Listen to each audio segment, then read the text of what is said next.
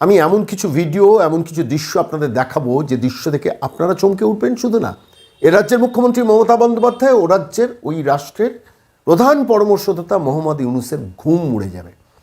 আজকের এই ভিডিওটা অতি গুরুত্বপূর্ণ। দেখা মাত্র প্রত্যেকটা বাংলাদেশি নাগরিক এটা ভিডিওটা শেয়ার করে দিবেন, কারণ আমি যে তথ্যগুলো দিচ্ছি প্রধান পরামর্শদাতা মোহাম্মদ ইউনূসের ঘুম উড়ে যাবে। তারা কিন্তু জানেন, অনেকটাই জানেন যে সংবাদটা আপনাদের সামনে দেব। আপনারা শুনলে চমকে যাবেন যে এই মুহূর্তে দাঁড়িয়ে বঙ্গোপসাগর পুরোপুরি ভারত সরকারের নিয়ন্ত্রণে। যারা প্রশ্ন করছেন না যে এই মুহূর্তে দাঁড়িয়ে ভারত সরকার কি করছে, হিন্দুরা পড়ে পড়ে মার খাচ্ছে, ভারত সরকার কি করছে, তারা উত্তর পেয়ে যাবে না। এই রাজ্যের মুখ্যমন্ত্রী, যিনি ওই সিদ্দিকুল্লাহ চৌধুরীকে দিয়ে মোহাম্মদ ইউনূসের সঙ্গে একটা সলিডারিটির প্ল্যান করে রেখেছেন, কিংবা হুমায়ুন কবিরকে আসরে নামিয়ে রেখেছেন, তারও দুশ্চিন্তার ভাঁজটা বাড়াবে। আমি নির্দিষ্ট দুটো তথ্য এবং তার ভিত্তিতে কিছু প্রমাণ পেশ করব। দেখুন, বাংলাদেশ নিয়ে অনেক কিছু আলোচনা হচ্ছে। কেউ মন গড়া কথা বলছেন, কেউ গল্প কথা বলছেন, কেউ কিছু শুনে বলছেন, কিন্তু আমি নির্দিষ্ট তথ্য না পেলে আপনাদের কাছে আসছি না। আজকে আমি পরিষ্কারভাবে আপনাদের কাছে বলছি, বঙ্গোপসাগর ভারত সরকারের সম্পূর্ণ নিয়ন্ত্রণে। এটা ভারত সরকার ক্লেম করছে না। ভারত সরকার কখনো বাংলাদেশের বিরুদ্ধে 1 সেন্টিমিটার জমি নেওয়ার কথা বলেনি, কোনোদিন যুদ্ধে যাব বলেনি। কিন্তু ভারত তার আধিপত্য, একজন ভারত রাষ্ট্র হিসেবে, এত বড় একটা বৃহৎ রাষ্ট্র হিসেবে তার নিজস্ব নিরাপত্তার জন্য যা যা প্রয়োজন তা সবই করে রেখেছে। প্রমাণ চাইছেন তো? আপনাদের মনে হচ্ছে হঠাৎ শর্মাবাবু এইসব প্রশ্নগুলো করছেন, কথাগুলো বলছেন, কিসের ভিত্তিতে বলছেন? আমি অনেক তথ্য সংগ্রহ করেছি, সেগুলো দেখাচ্ছি না। আমি একটা ছোট্ট ক্লিপ এই মুহূর্তে আপনাদের শোনাবো, যেটা বাংলাদেশের টিভিতে বসে সমর বিশেষজ্ঞ, যারা যুদ্ধ বিশেষজ্ঞ, যারা এক্সপার্ট, ইন্টারন্যাশনাল এক্সপার্ট হয়ে গেছেন, বাংলাদেশ সরকারের সঙ্গে খুব সম্পৃক্ত, তেমন একজন মানুষ টিভির চ্যানেলে বসে বাংলাদেশে পরিষ্কারভাবে বলছিলেন, কি বলছিলেন, যে বঙ্গোপসাগর, সেখানে আমাদের কোস্টাল এরিয়ার বাইরে ভারত সরকার বেরোতেই দিচ্ছে না। আপনারা যে কোনো নৌবাহিনীর লোকজনকে জিজ্ঞেস করে দেখুন, কোস্টাল এরিয়া অর্থাৎ বাংলাদেশের যে বঙ্গোপসাগরের একদম সীমান্তবর্তী কোস্টাল এরিয়া আছে, তার বাইরে যদি বাংলাদেশ সরকার বেরোতে চায়, সেখানে ভারত সরকারের দুটো সাবমেরিন পোস্টেড আছে, বেরোতেই দেবে না। কলকাতা আসার পরিকল্পনা করছিলেন না মোহাম্মদ ইউনূস সাহেব, বিএনপির নেতারা, জামাতরা, রাজাকাররা কলকাতা আসার পরিকল্পনা করছিলেন না, বঙ্গোপসাগরেই বেরোতে পারেন না। কি অবস্থা হচ্ছে শুনুন। আমি আপনাকে একটা ছোট্ট তথ্য দিয়ে আজকের এই প্রতিবেদনে এই পর্বটা শোনাবো, তারপরে আমি কিছু দৃশ্য আপনাদের কাছে দেখাবো। বাংলাদেশের নির্দিষ্ট একটি ইলেকট্রনিক্স মাধ্যমের টিভি চ্যানেলে বসে সেখানকার ইন্টারন্যাশনাল এক্সপার্ট, সমর বিশেষজ্ঞ কি বলছেন। সবাই করে, আমরা এখন আন্তর্জাতিক রাজনীতিতে নামছি। এখন আমি ওই যে বলে না যে তুমি এখন হাঁটু ভিজাইছো, এখন বলতে পারবে না যে আমি ড্রাই থাকবো। তুমি বে অফ বেঙ্গল চাও, ডিপ সিতে তুমি পেট্রোলিয়াম রিসোর্সেস করতে চাও, তোমার কোস্ট লাইন পুরা কন্ট্রোল করতেছে ইন্ডিয়া, তোমাকে বেরোতে দিবে না। ওই 2টা সাবমেরিন, আপনি নেভির কাউকে জিজ্ঞেস করেন, 2টা সাবমেরিন আমাদেরকে কোস্টাল এরিয়া থেকে বেরোতেই দেয় না ইন্ডিয়ানসরা, বুঝছেন তো? আমাদের শুনলেন আপনারা, দুটো সাবমেরিন বাংলাদেশের কোস্টাল লাইন থেকে বেরোতেই দেয় না, কারণ সেখানে বসে চীনের সঙ্গে তো একটা ঘোট পাকাবে। আমি আরেকবার এই অডিওটা আরেকবার আপনাদের কাছে শোনাবো, যেখানে দাঁড়িয়ে বাস্তব অবস্থাটা বঙ্গোপসাগরের কি। কলকাতা আসার পরিকল্পনা করছিলেন না, বঙ্গোপসাগরে গিয়ে চীনের সঙ্গে বা মার্কিন যুক্তরাষ্ট্রের সঙ্গে কোনো বৃহৎ পরিকল্পনায় অংশগ্রহণ করার, সেই জায়গাটা কিন্তু ব্লকড। ভারত সরকার জানে, ভারত সরকার সাইলেন্টলি যা করার করে ফেলেছেন, সেটাই কিন্তু ইলেকট্রনিক্স মাধ্যমেই তারা স্বীকার করতে বাধ্য হচ্ছেন। আরেকবার শুনুন একটু মনোযোগ করে। আমরা এখন আন্তর্জাতিক রাজনীতিতে নামছি।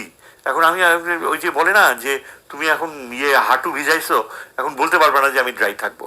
তুমি বে অফ বেঙ্গল চাও, ডিপ সিতে তুমি পেট্রোলিয়াম রিসোর্সেস করতে চাও, তোমার কোস্ট লাইন পুরা কন্ট্রোল করতেছে ইন্ডিয়া, তোমাকে বেরোতে দিবে না। ওই 2টা সাবমেরিন, আপনি নেভির কাউকে জিজ্ঞেস করেন, 2টা সাবমেরিন আমাদেরকে কোস্টাল এরিয়া থেকে বেরোতেই দেয় না ইন্ডিয়ানসরা, বুঝছেন তো? আমাদের এরা ভারতবর্ষের সঙ্গে যুদ্ধ লড়বে। ভারতবর্ষ অনেক দিন আগেই জানতো যে বাংলাদেশ সুযোগ পেলে পাকিস্তান, চীন বা আরও কোনো বৃহৎ রাষ্ট্রের সঙ্গে এমন কিছু পরিকল্পনা করতে পারে যেটা ভারতবর্ষের সার্বভৌমত্বের পক্ষে ক্ষতিকারক হতে পারে।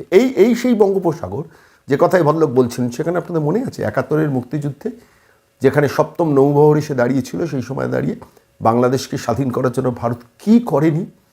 ফলে ভারতের পূর্ব অভিজ্ঞতা আছে, এবং সেই অভিজ্ঞতার ভিত্তিতেই ভারতের সমর বিশেষজ্ঞরা যা করার করে রেখেছেন। কলকাতা আসার পরিকল্পনা ছেড়ে দিন, বাংলাদেশ সীমান্ত থেকে একবার ঢুকে দেখার চেষ্টা করুন পরিস্থিতিটা কী মারাত্মক হতে পারে বাংলাদেশের পক্ষে। বাংলাদেশি যারা এখন লোক খেপাচ্ছেন তারাও জানেন না। আমি এই মুহূর্তে এটা একটা দিক আপনাদের কাছে উল্লেখ করলাম যে বঙ্গোপসাগর entirely control by government of India. এবং এটা নিয়ে বাংলাদেশ সরকারকে ভারত সরকার বড় কিছু কোনো কথা বলেন না। ভারত সরকার ট্যাফু করতে দেবে না বাংলাদেশকে। আমি বলছি যে যে জায়গায় রয়েছে যারা প্রশ্ন করছেন না ভারত সরকার কী করছে, ভারত সরকার বঙ্গোপসাগরের নিয়ন্ত্রণটা রেখে দিয়েছেন। মনে রাখবেন যে ভারত এই বাংলাদেশের 10% অঞ্চল কোস্টাল এরিয়া, যেটা বঙ্গোপসাগরের সঙ্গে তারা সম্পর্ক যুক্ত। সেখানে তারা মাছ ধরবেন, সেখানে তারা বিভিন্ন নৌকো আসবে, চট্টগ্রাম বন্দরে আসবে বা অন্যান্য যা বন্দর আছে সেখানে আসবে, সেসবগুলো পারমিশন পাবে। কিন্তু বৃহৎ কোনো আন্তর্জাতিক চক্রান্তের মধ্যে ঢুকতে গেলে দুটো সাবমেরিন ভারত সরকার সেখানে বসিয়ে রেখে দিয়েছে। কি বুঝলেন? কিছু বুঝলেন? এর পরের অংশটা দেখুন, আরও ইন্টারেস্টিং। গতকাল আপনাদের এই উপমহাদেশের চিত্রটা কিছুটা দেখিয়েছিলাম, যেখানে মায়ানমার থেকে কিভাবে চট্টগ্রামকে নিয়ন্ত্রণের রাখার ব্যবস্থা করছেন মায়ানমারের বিদ্রোহী 40,000 নতুন মিলিটারি ফোর্স, যারা মায়ানমারের জুন্টা সরকারের মূলত বিরোধিতা করছেন। আমি আজকে এটা আমি ক্যামেরাম্যানকে বলছি একটু জুম আউট করতে। আপনারা দেখুন, এটা হচ্ছে ভারত। আমি আরেকবার একটু ফিরে যাচ্ছি পুরনো দৃশ্যতে। এই ভারত সরকার, ভারত রাষ্ট্র, এবং ভারত রাষ্ট্রের নিচে হচ্ছে বে অফ বেঙ্গল, বঙ্গোপসাগর। ঠিক তার পাশে দেখুন বাংলাদেশ। আপনারা দেখছেন এই বাংলাদেশ রয়েছে। বাংলাদেশের মাথায় রয়েছে নেপালের ওপাশে রয়েছে ভুটান, মাঝখানে রয়েছে সিকিম, নেপাল আর ভুটানের মাঝে সিকিম, নিচে বাংলাদেশ, এপাশে ভারতবর্ষের সঙ্গে এইখানে শিলিগুড়ি করিডোর, যেটাকে চিকেন নেক বলা হচ্ছে, শিলিগুড়ি করিডোর, যেটা সরু, মানে 22 কিলোমিটার থেকে 30 কিলোমিটারের একটা পথ, যেটার সঙ্গে ভারতের মেঘালয়, আসাম, অরুণাচল প্রদেশ, নাগাল্যান্ড, মণিপুর, মিজোরাম, ত্রিপুরা, এই 7 সিস্টার্সকে কিন্তু সংযুক্ত রাখা আছে।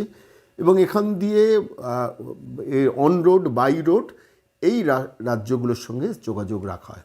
বাংলাদেশের একটা শ্রেণীর তথাকথিত এখন এই খালেদা জিয়াপন্থী এবং মোহাম্মদ ইউনুসের যারা জামাত, যারা রাজাকার, যারা টিভিতে চ্যানেলে বসে প্রত্যেক দিন প্রতি ঘন্টায় ভারতের মুন্ডুপাত করে ভারত বিদ্বেষ ছড়াচ্ছেন, তারা বারবার বলছেন আমরা এই চিকেন নেকটা কেটে দিলে 7 সিস্টার্স না খেতে পেয়ে মারা যাবেন। বাস্তব কি তাই? না, বাস্তব আরও বৃহত্তর আছে, সেটা আমি আসবো, সেটার বৃহৎ কাহিনী আছে। কিন্তু এই যে বাংলাদেশটা আপনারা এই মুহূর্তে দেখছেন অন ক্যামেরা, এই বাংলাদেশে টোটাল কিলোমিটার হিসেবে প্রায় 4200 কিলোমিটার ভারতবর্ষের সঙ্গে তাদের সীমানা। এবং বলে রাখা দরকার যে পশ্চিমবঙ্গটা যেহেতু এ পাশে রয়েছে, ওয়েস্ট বেঙ্গলের সঙ্গে বাংলাদেশের সীমানা প্রায় 2200 কিলোমিটার, 2200 কিলোমিটার। এবার এই যে 4200 কিলোমিটারটা হচ্ছে বাংলাদেশের টোটাল সীমানার 90%। তাহলে বাকি 10% কোনটা? 10% হচ্ছে বাংলাদেশেরই কোস্টাল এরিয়াটা, অর্থাৎ বঙ্গোপসাগর দেখছেন, বে অফ বেঙ্গল, এই বঙ্গোপসাগরের নিচে রয়েছে কোস্টাল এরিয়া। এই কোস্টাল এরিয়াটা 10%, এবং এই 10%-এর মধ্যে আছে এই যে মায়ানমার, পূর্বতন বার্মা বলে যারা পরিচিত, সেই মায়ানমারের সঙ্গে বাংলাদেশের একটা সীমানা আছে। আজ খুব ইন্টারেস্টিং, সেই সীমানা নিয়ে একটা সাংঘাতিক কাহিনী আপনাদের কাছে শোনাবো, যা পশ্চিমবঙ্গের কোনো বা ভারতবর্ষের কোনো ইলেকট্রনিক্স মিডিয়া সেইভাবে রিপ্রেজেন্ট করায়নি। আমি পুরো ম্যাপটাকে আপনাদের কাছে আমি দেখাচ্ছি। এই 7 সিস্টার্স দেখছেন, নেপাল দেখছেন, ভুটান দেখছেন, পশ্চিমবঙ্গ দেখছেন, বাংলাদেশ দেখছেন, এদিকে মায়ানমার, বিস্তৃত অঞ্চল মায়ানমার, এই মায়ানমারের পাশে রয়েছে চীন, এদিকে থাইল্যান্ড রয়েছে, লাগোস রয়েছে, অন্যান্য জায়গা রয়েছে, আমি তাতে যাচ্ছি না। কিন্তু আমি এই মুহূর্তে এই বে অফ বেঙ্গলে বাংলাদেশের এই চিত্রটা দেখিয়ে আমি আপনাদের মূল জায়গায় আজকে আসবো। আমি ক্যামেরাম্যানকে বলবো একটু জুম ইন করতে, এই অঞ্চলটা জুম ইন করতে। ব্যাস থাক। এই যে দেখছেন বাংলাদেশেরই ত্রিপুরা, এই ত্রিপুরার সঙ্গে বাংলাদেশ লাগোয়া রয়েছে। এইখানে দেখুন চট্টগ্রাম, এটা আপনারা দেখছেন ফালি যে বর্ডার এরিয়াটা হচ্ছে চট্টগ্রামের লাগোয়াই রয়েছে মায়ানমারের এই সব অঞ্চলগুলো রয়েছে। এবং এই চট্টগ্রামের লাগোয়া এপাশে মণিপুর রয়েছে, এপাশে আগরতলা রয়েছে, ত্রিপুরা রয়েছে। এটা এবার এই চট্টগ্রামটা ফালি হয়ে কিন্তু নিচ পর্যন্ত নেমে এসছে। এবার আমি ক্যামেরাম্যানকে বলবো আর একটু জুম ইন করতে, পুরো ব্যাপারটাকে বোঝানোর জন্য আপনাদের কাছে।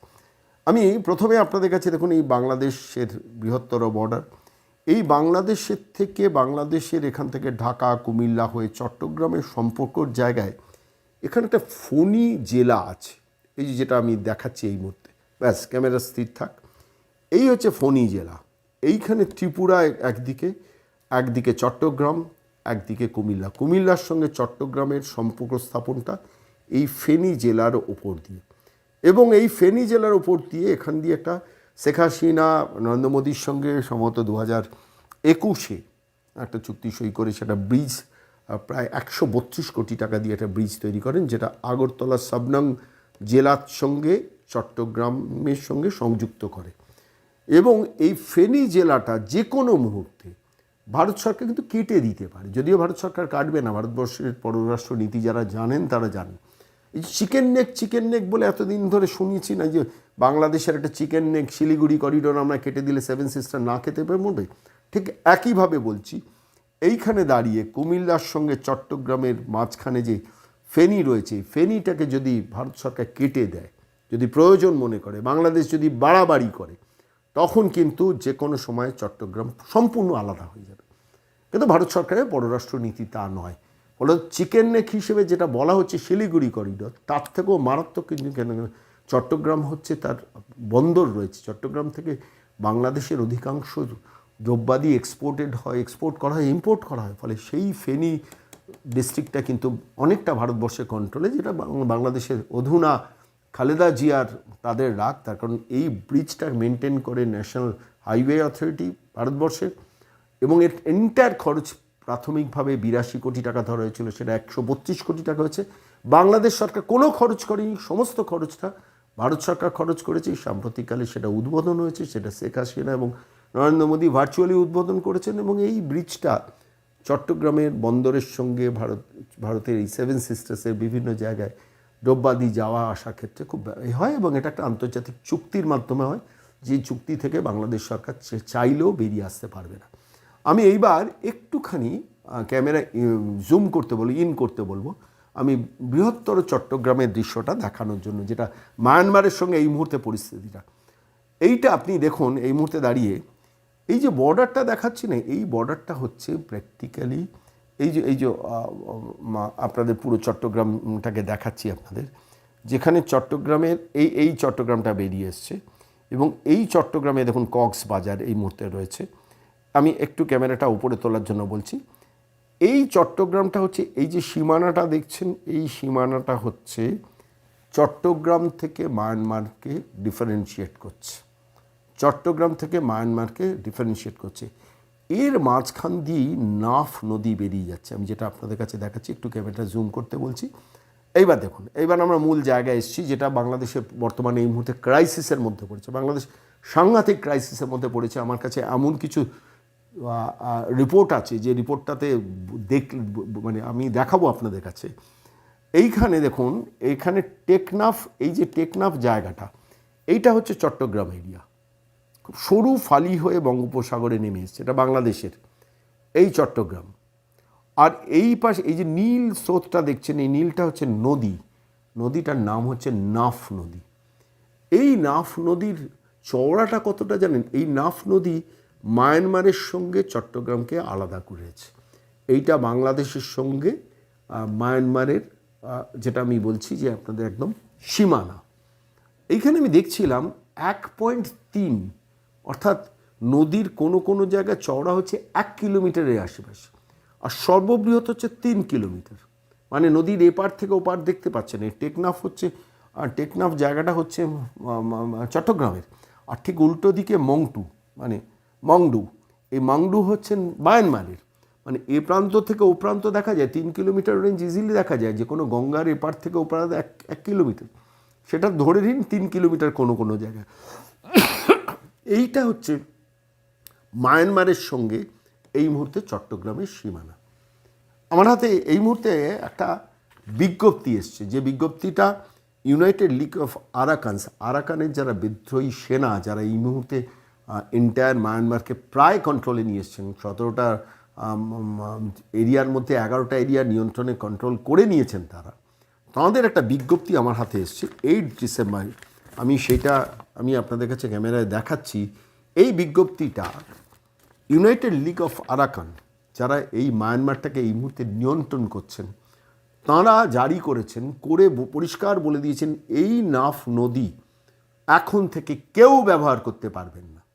অর্থাৎ চট্টগ্রামের সঙ্গে এই নাফ বলছি মায়ানমারে যে তফাতে যে নদীটা আছে, এই নদীর নিয়ন্ত্রণটা নিয়ে নিয়েছেন এই ইউনাইটেড লিগ অফ আরাকান।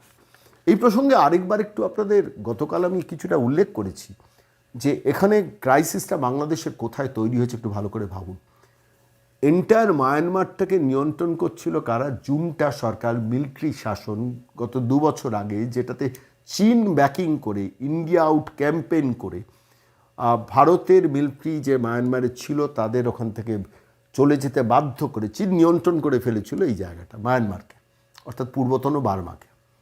সেই পূর্বতন বার্মার যে যারা শাসক, মিলিটারি শাসক, জুন্টা সরকার বলা হয়, সেই সরকারের বিরুদ্ধ গোষ্ঠী যারা বিভিন্নভাবে প্রতারিত ওখানে, তারা ইউনাইটেড হন। প্রায় 40,000 সেনা, তাদের কর্মী বাহিনী ইউনাইটেড হয়ে তারা একদম চোখে চোখ রেখে টক্কর দিচ্ছেন এই জুন্টা সরকারের সঙ্গে, এবং জুন্টা সরকারের পতন প্রায় অনিবার্য। অর্থাৎ চীন যে এপাশ থেকে বসে এই মায়ানমারকে নিয়ন্ত্রণ করছিল, সেই ডেজ আর নাম্বার, যে কোনো সময় জুন্টা সরকার পড়ে যাবে। 40,000 মিলিটারি কমান্ডো, তারা এই আরাকান আর্মি, তারা একত্রিত হয়ে তারা এখান থেকে সমস্ত নিয়ন্ত্রণটা মায়ানমারে নিয়ে গত 2 দিন আগে বিজ্ঞপ্তি জারি করলো যে এই নদী আপনারা কেউ ব্যবহার করতে পারবেন না, নাফ নদী। এখন নাফ নদীতে বাংলাদেশের ইন্টারেস্টটা কি? বাংলাদেশের ইন্টারেস্টটা ছিল এইখানে যে সেখানে তার নৌবাহিনী থেকে শুরু করে তাদের ছোট ছোট জাহাজ, ট্রলার, সেগুলো ঢুকতো, মাছ ধরতে ঢুকতো, তাদের ছোট ছোট বন্দর এক্সপোর্ট করার ব্যাপার ছিল। এখান থেকে বেরিয়ে সেন্ট মার্টিনস দ্বীপে যেত। আমি পরে আপনাদের সেন্ট মার্টিনস দ্বীপে নিয়ে আসছি, কিন্তু আমি আগে বিজ্ঞপ্তিটা আপনাদের কাছে পড়ে শোনাচ্ছি। ইউনাইটেড লিগ অফ আরাকান যে 40,000 মিলিটারি এই মুহূর্তে দখল নিয়ে নিয়েছে, প্রায় মায়ানমারকে দখলে নিয়ে নিয়েছেন, তারা কি বিজ্ঞপ্তি দিচ্ছেন? Announcement regarding the indefinite suspension of river transportation in the Naf river. ভাবতে পারেন, বিদ্রোহী গোষ্ঠী যারা সরকারের বিরুদ্ধে লড়ছে, চীন প্রতিষ্ঠিত সরকারের বিরুদ্ধে লড়ছে, তারা লিখছেন on December 8, 2024 at 9:30 AM, the Arakan army successfully captured and neutralized the last remaining outpost of the terrorist fascist military junta's border guard police division located in the Mangdo region, যে মাংডো রিজিয়নের কথা বলছিলাম, লাস্ট পোস্টটাকে দখল করে নিয়েছে, located in the Mangdo region of the Rakhine state. However, the armed members of the terrorist fascist military junta, along with their allied militant groups, including the Islamic terrorist armed groups RSO, ARSA and ARA, some of whom were trained by the fascist military junta, are still filling the area, engaging in ambushes and criminal activities with weapons. As a result, clashes are still occurring not only near the Nakha 5 area but also in other parts of the Manglo region. ভাবতে পারেন, Islamic terrorist যাদের কথা আমরা বারবার বলি ভারতবর্ষ থেকে, Islamic terrorist শব্দটা এই পশ্চিমবঙ্গে দাঁড়িয়ে রাজ্যের মুখ্যমন্ত্রী মমতা বন্দ্যোপাধ্যায়ের মুখ থেকে কোনোদিন শুনবেন না, কখনো শুনবেন না যে হিন্দুরা আক্রান্ত। ইসলামিক টেররিস্ট কথাটা তারা বলতে পারেন না। মোহাম্মদ ইউনুস রেগে যাবেন বলে, মোহাম্মদ ইউনুস, রাজাকার, জামাত সবাই মিলে তো এই ইসলামিক টেররিস্টদের গ্রো করিয়েছেন, খুব দ্রুত গ্রোথ করিয়েছেন। আর এই চীন প্রতিষ্ঠিত জুন্টা সরকার সেই ইসলামিক টেররিস্টদের ব্যাকিং করে তাদের ট্রেনিং দিয়েছে। সেটাই বলছেন আরাকান আর্মিরা। এবার আরাকান আর্মিরা কী বলছেন দেখুন, এইটাই সব থেকে interesting. On a different note, the members of the terrorist fascist military junta who fled from the Nakhata 5 area, অর্থাৎ চীন প্রতিষ্ঠিত মিলিটারি যে শাসন মায়ানমারে আছে, তারা পালিয়েছে একটা অঞ্চল থেকে, along with their allies, the Islamic terrorist armed groups RSO, ARSA, এরা দৌড়ে পালিয়েছে, সমস্ত এই মাংডো এরিয়া থেকে ইসলামিক টেররিস্টদের ভাগিয়ে দিয়েছেন এরা, এই Arakan আর্মিরা। And other armed members trained by the fascist military junta are attempting to escape through Naf River. এবার এরা, এই জুন্টা গভর্নমেন্ট ইসলামিক টেররিস্টদের নিয়ে এই নাফ রিভার দিয়ে বাংলাদেশে পালানোর প্ল্যান করছে। কে বলছে? আরাকান আর্মি, আমি বলছি না। মানে যেটা ভারতবর্ষে কোনো মিডিয়াতে এভাবে আলোচনা হচ্ছে না, আমি এটাই আপনাদের কাছে এক্সপোজ করার জন্য আমি একদম ইউনাইটেড লিগ অফ আরাকান যে তাদের যে প্রেস বিজ্ঞপ্তি সেইটা থেকে আমি আপনাদের পড়ে শোনাচ্ছি, এবং যেখানে পরিষ্কার বলছেন আর attempting to escape through the Naf river across the Bangladesh Arakan border using motor boats and canoes, অর্থাৎ মোটর বোটে করে তারা চীন প্রতিষ্ঠিত জুন্টা গভর্নমেন্টের শাসকরা ইসলামিক টেররিস্ট অর্গানাইজেশন তারা এই চট্টগ্রামের মধ্যে পালিয়ে আসার চেষ্টা করছেন। Therefore, due to military necessities and public security concerns, all river transportation in the Naf River will be indefinitely suspended starting from 3:30 p.m. on December 8, 2024, United League of Arakan. অর্থাৎ 8ই December থেকে এই নাফ নদী পুরো এই আরাকান আর্মি যারা চট্টগ্রামে ঢোকার জন্য অপেক্ষা করছেন তারা কিন্তু এই নাফ নদী বাংলাদেশের জন্য বন্ধ করে দিয়েছেন। এই নাফ নদী লম্বা কতটা জানেন? প্রায় 40 মাইলের কাছাকাছি, সম্ভবত 62 কিলোমিটার। এই দীর্ঘ প্রশস্ত পথ যেটা প্র্যাকটিক্যালি মায়ানমারের সঙ্গে চট্টগ্রামের সীমানা বা বাংলাদেশের সঙ্গে সীমানা, বাংলাদেশকে লম্বা নো বলে দিয়েছেন, এবং একদম এন্ট্রি মিলিটারি দিয়ে এই 40,000 মিলিটারি পার্সোনালদের অনেকের 272 কিলোমিটার রেঞ্জ তারা দখল করেছেন। লাস্ট পোস্টটাও তারা দখল করে নিয়েছেন বলছেন, আমি বলছি না। এটা নিয়ে ভারতের মিডিয়াতে কেন প্রচার নেই আমি জানি না, কোনো মিডিয়া একটু বলছে, কিন্তু এটা খুব ইম্পর্টেন্ট খবর বাংলাদেশের পক্ষে। কেন বাংলাদেশকে ইমিডিয়েটলি যে কোনো সময় এই যে অঞ্চলটা দেখছেন বঙ্গোপসাগরের কাছে চট্টগ্রামে তারা ঢুকে পড়তে পারে, এবং সেই ঢুকে পড়ার কিছু ইঙ্গিত আমরা পেয়েছি, যেটা আগামীকাল কিছু ভিডিও নিয়ে আমি আপনাদের কাছে আসবো। চোখ রাখবেন বাংলার বার্তায়। কিন্তু আমি আজকে শেষ করার আগে আমি একটা ছোট্ট তথ্য দিয়ে শেষ করি। এই নাফ নদীটা কত গুরুত্বপূর্ণ জানেন? আমি ক্যামেরা বলবো একটু জুম করতে, এই জুম ইন করতে, একটু ওপরে তুলতে বলবো। এই যে দেখছেন এইখানে এই মুহূর্তে দাঁড়িয়ে, এইটা হচ্ছে সেন্ট মার্টিন দ্বীপ,